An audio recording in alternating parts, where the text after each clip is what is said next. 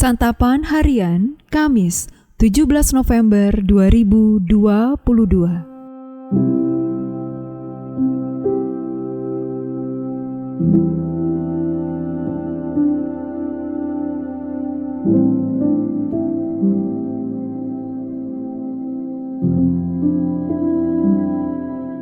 Inilah program Santapan Harian, sebuah program yang mengajak Anda menelusuri isi Alkitab, agar Anda menemukan makna firman Tuhan sesuai dengan konteksnya. Santapan Harian tertuju bagi Anda yang ingin memiliki kehidupan rohani yang segar, kuat, dan sigap. Hari ini kita akan membaca Ulangan pasal yang ke-10, ayat yang pertama hingga ayatnya yang ke-11. Namun sebelumnya, mari kita berdoa.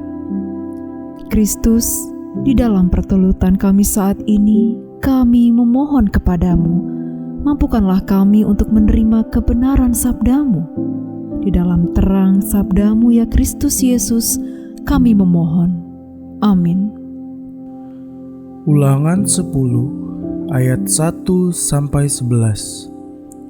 Pada waktu itu berfirmanlah Tuhan kepadaku, pahatlah 2 loh batu yang serupa dengan yang mula-mula, naiklah kepadaku ke atas gunung, dan buatlah sebuah tabut dari kayu. Maka aku akan menuliskan pada loh itu firman-firman yang ada pada loh yang mula-mula, yang telah kau pecahkan itu. Kemudian letakkanlah kedua loh ke dalam tabut itu. Maka aku membuat sebuah tabut dari kayu penaga dan memahat 2 loh batu yang serupa dengan yang mula-mula. Kemudian aku mendaki gunung dengan kedua loh itu di tanganku. Dan pada loh itu ia menuliskan, sama dengan tulisan yang mula-mula, ke-10 firman yang telah diucapkan Tuhan kepadamu di atas gunung dari tengah-tengah api pada hari kamu berkumpul. Sesudah itu Tuhan memberikannya kepadaku. Lalu aku turun kembali dari atas gunung dan aku meletakkan loh-loh itu ke dalam tabut yang telah kubuat, dan disitulah tempatnya, seperti yang diperintahkan Tuhan kepadaku. Maka orang Israel berangkat dari Beerot Bane Yaakan ke Mosera. Di sanalah Harun mati dan dikuburkan. Lalu Eleazar anaknya menjadi imam menggantikan dia. Dari sana mereka berangkat ke Gudgod, dan dari Gudgod ke Yotbata, suatu daerah yang banyak sungainya. Pada waktu itu, Tuhan menunjuk suku Lewi untuk mengangkut tabut perjanjian Tuhan, untuk bertugas melayani Tuhan, dan untuk memberi berkat demi namanya, sampai sekarang. Sebab itu, suku Lewi tidak mempunyai bagian milik pusaka bersama-sama dengan saudara-saudaranya. Tuhanlah milik pusakanya, seperti yang difirmankan kepadanya oleh Tuhan Allahmu. Maka aku ini berdiri di atas gunung seperti yang pertama kali, 40 hari 40 malam lamanya, dan sekalipun Tuhan mendengarkan aku, Tuhan tidak mau memusnahkan engkau. Lalu berfirmanlah Tuhan kepadaku, bersiaplah, pergilah berjalan di depan bangsa itu, supaya mereka memasuki dan menduduki negeri yang kujanjikan dengan sumpah nenek moyang mereka, untuk memberikannya kepada mereka.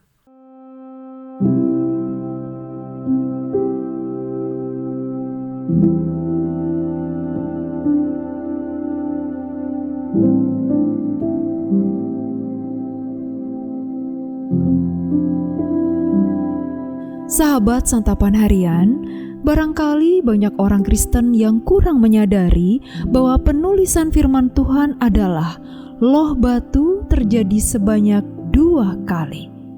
Pada kali pertama, loh batu itu dihancurkan oleh Musa.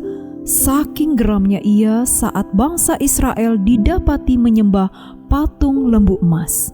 Lantas Musa memohon agar Tuhan kembali berfirman dan menuntun umat Israel dengan ketetapannya. Maka terjadilah untuk kedua kalinya penulisan loh batu. Dan itulah yang ada dalam teks bacaan kita kali ini. Allah sendirilah yang memerintahkan Musa untuk menuliskan kembali firman-Nya.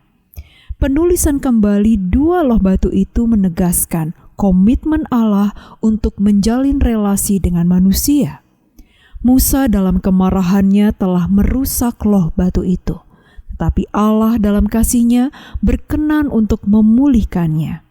Allah hendak memastikan bahwa firman-Nya itu tidak hanya tertulis dalam loh batu, melainkan juga dilakukan oleh segenap umat-Nya. Itulah sebabnya suku Lewi ditunjuk untuk melayani Tuhan di tengah-tengah bangsa itu agar firman Tuhan sungguh-sungguh dihidupi. Demikianlah pernyataan kasih Tuhan kepada umat-Nya. Tidak sekalipun Tuhan memikirkan yang buruk atas umat-Nya. Betapapun buruknya perbuatan bangsa Israel, bahkan juga kita pada saat ini, janji Tuhan tetaplah abadi, yaitu Ia tidak akan memusnahkan kita.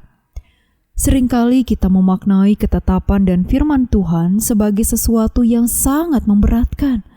Kita begitu terbeban untuk membaca bahkan melakukan firman itu. Akhirnya, seringkali muncullah permakluman bila kita jatuh di dalam dosa. Mungkin selama ini cara pandang kita keliru terhadap firman-Nya. Hari ini kita diingatkan bahwa sesungguhnya firman Allah adalah bentuk perjanjian kasih Allah kepada kita, umat-Nya. Ia ingin kita hidup dengan baik dan terus mempunyai hubungan yang dekat dengannya. Firman-Nya akan memandu kita untuk mewujudkan hal itu dalam hidup kita. Sebab itu, hiduplah dengan penuh syukur kepada-Nya. Taatilah firman-Nya, karena dengan demikian kita belajar untuk sungguh-sungguh mengasihi-Nya. Mari kita berdoa. Ya Allah, banyak hal yang kami alami terasa tidak menentu dan begitu sementara, bagaikan hidup yang dibangun di atas pasir. Kami ingin hidup yang pasti dan kokoh. Tolonglah kami untuk taat kepadamu, taat akan firman-Mu. Di dalam nama Putra-Mu yang kudus, Yesus Kristus, kami memohon. Amin.